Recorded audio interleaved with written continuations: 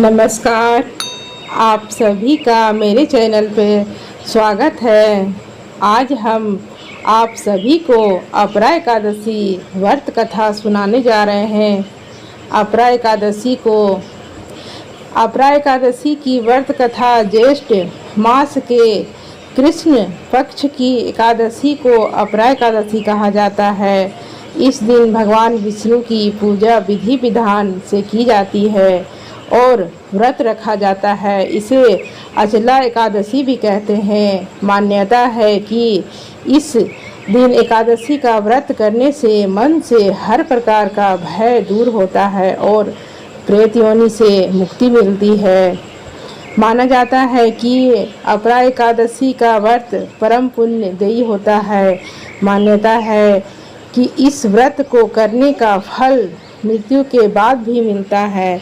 इस व्रत को करने वाले को मरने के बाद मोक्ष की प्राप्ति होती है और स्वर्ग में स्थान मिलता है। भगवान कृष्ण ने स्वयं इस व्रत की महिमा के बारे में धर्मराज युधिष्ठिर को बताया था। प्राचीन काल में महिध्वज नाम के एक राजा थे। राजा बहुत ही धर्मात्मा थे, लेकिन राजा का छोटा भाई ब्रजध्वज उनसे बहुत ईर्ष्या करता था। एक दिन उन्होंने राजा की हत्या कर दी और उनके शव को ले जाकर जंगल में एक पीपल के पेड़ के नीचे गाड़ दिया। अकाल मृत्यु होने के कारण राजा की आत्मा उस पेड़ पर प्रेत बनकर रहने लगी। वहाँ से जो भी व्यक्ति निकलता वह आत्मा उसको परेशान करती। एक दिन वहाँ से एक तपस्वी निकले। आत्मा उनका कुछ नहीं बिगाड़ सकी। तपस्वी ने ध्यान लगाया और उस आत्मा के साथ हुई सारी घटना को जान लिया। उन्होंने पीपल के पेड़ से राजा की प्रेत आत्मा को नीचे उतारा, उसे परलोक विद्या का उपदेश दिया।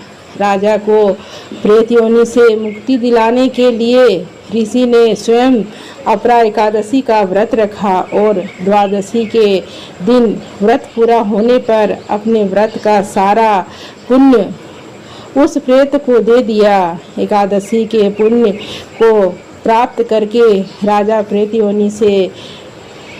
योनि से राजा को मुक्ति मिल गया और उसे स्वर्ग की प्राप्ति हो गई।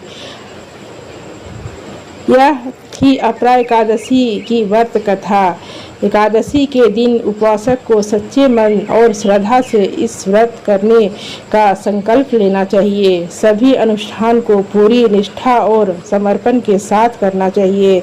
इस व्रत को करने वाले को तो सूर्य उदय से पहले उठकर स्नान करना चाहिए। इसके बाद विष्णु भगवान की पूजा करनी चाहिए। उन्हें तुलसी के पत्ते, फूल, धूप और दीप चढ़ाने चाहिए। भक्त को अपरा एकादशी के व्रत की कथा सुननी या पढ़नी चाहिए और इसके बाद प्रसाद वितरण करना चाहिए। आपको यह कथा कैसी लगी प्लीज़ कमेंट करके ज़रूर बताएं और साथ ही मेरे चैनल को लाइक एंड सब्सक्राइब करें। धन्यवाद। बोलो विष्णु भगवान की जय।